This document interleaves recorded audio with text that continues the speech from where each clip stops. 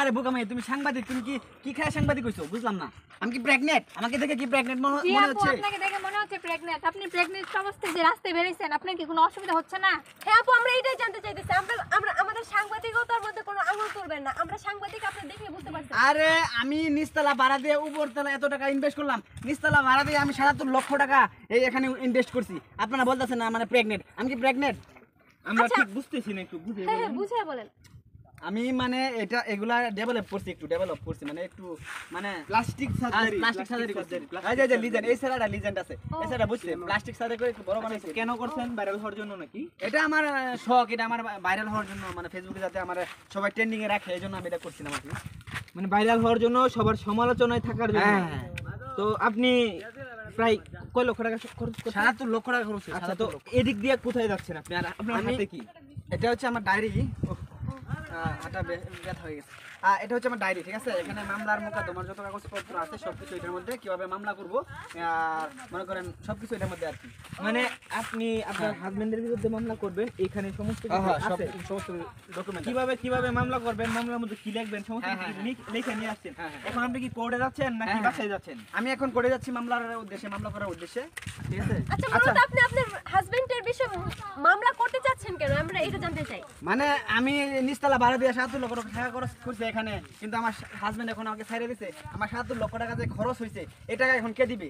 এর দায়ভার কে নিবে? মানে আপনার হাজবেন্ড আপনাকে ছেড়ে দিছে, হ্যাঁ। এই জন্য আপনার হাজবেন্ডের বিরুদ্ধে আপনি মামলা করতে যাচ্ছেন? জি জি জি জি। এখন আমার ৭৭ লক্ষ টাকা খরচ গেছে, আমি চাই আমাকে ১ কোটি টাকা দিবে, তারপরে আমি মামলা তুলবো। নাহলে মামলা তো এখন আপনি করেনই নাই, তো আপনি আবার 1 কোটি মামলা আরো আগে করছি, আমি করছি আগে।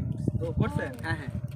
আচ্ছা ম্যাম, আমার একটা কথা, আপনাকে কি ভাইয়া বলে ডাকবো নাকি আপু বলে ডাকবো? এটা নিয়ে কিন্তু আমরা সবাই কনফিউজ আছি। আরে আমি তো মনে করেন, আমি তো আপু, আমি তো ওই যে মনে করেন আমি যে সময় যা মনে চায় তাই করি, বুঝছেন? মানে মুখের মধ্যেও কি প্লাস্টিক সার্জারি করে আজ দাঁড়িয়ে এখন আমার লাগাইছেন? চাইতাছে যে দাড়ি লাগাইছে, আমার যা মনে আসে তাই করি। মানে মানুষ যেন আমাকে একটু ভালোবাসে, আমাকে একটু নজর দেয়, এই জন্য আর কি যা খুশি তাই করি। মানে ট্রেন্ডিং এ থাকবার জন্য আপনি এটা করছেন? আমরা মূলত বুঝতে পারছি আপনি সবার মুখে মুখে হ্যাঁ, ট্রেন্ডিংয়ে থাকার জন্য মনে করেন trending টা আমাকে বানানোর জন্য। আমাকে যারা ভালোবাসে তো ভালোবাসে, কিছু কিছু মানুষ আছে আমাকে ভালোবাসে না।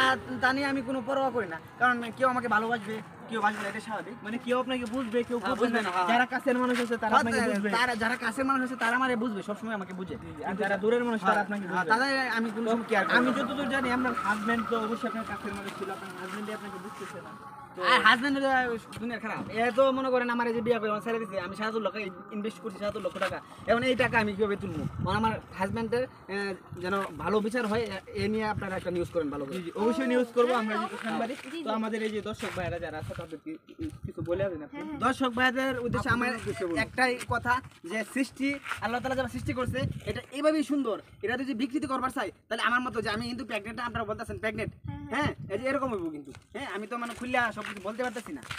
এটাই যে আল্লাহর সৃষ্টি যেভাবে আছে এটাই সুন্দর, এটাই স্বাভাবিক, এটা থেকে শুকরিয়া আদায় করা এটাই ভালো। হ্যাঁ জি। আমরা যেন বিকৃতি না করি, এই যে ঠোঁট এভাবে নাক মানে কি একটা বিকৃতি করে, হ্যাঁ। মানে যেগুলো এরকম যেরকম আপনিও করছেন, আপনি হ্যাঁ, করতে আমি তো যেরকম করছি। আপনি করছেন, তাই না? জি জি জি, আমি এখন লজ্জিত, আমি আর করবো না, আমাকে মাফ করে দিন, ঠিক আছে? আচ্ছা, ঠিক আছে। আচ্ছা আপু তাহলে আমি আচ্ছা, যাই। আচ্ছা, আরেকটা প্রশ্ন ছিল। আপনি মূলত এই জায়গাটা করছেন আপনার সুবিধার জন্য, মানে যাতে আপনি ভারী কিছু থাকলে আপনি এই জায়গায় রেখে হ্যাঁ। মানে আরামে যেতে পারেন, তাই না? মানে এটা এভাবে করি না, কিন্তু হয়ে গেছে আর কি। মনে করে যে ও। গাড়ি তো অনেক ওজন, মাঝে মাঝে এখানে রাখি একটু relax আচ্ছা, করে। আচ্ছা, জি আপু, বুঝতে পারছি। তাহলে আমি যাই, হ্যাঁ? ঠিক আছে, আপনি আচ্ছা, যান আচ্ছা। আপনি। তো প্রিয় দর্শক, ভিডিওটা অবশ্যই শেয়ার করে দেবেন। সবাই ভালো থাকবেন, সুস্থ থাকবেন, আমাদের জন্য দোয়া করবেন। আসসালামু আলাইকুম।